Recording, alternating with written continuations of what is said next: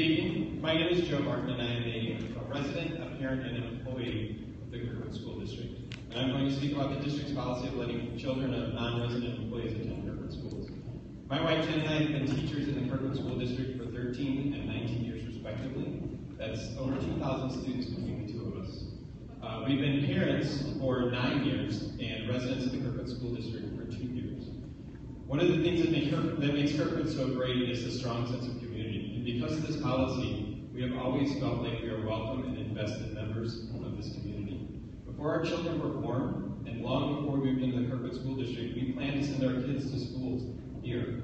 And that's part of the reason we started our careers planning to spend the rest of our careers in this district. Like so many teachers, administrators, secretaries, custodians, and others, Jen and I put many hours into our jobs way beyond the official hours. Knowing that all of that time is for all of our kids makes a difference.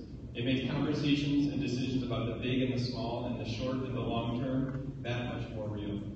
And for nobody, it's also worth mentioning that all districts in the area, except for Parkway, offer this benefit to their employees. And it's so common that the state of Missouri has a statute against charging tuition for staff members' children, and the district receives the same funds from the state that it receives for resident children. So thank you for being here this evening, and thank you for being such a great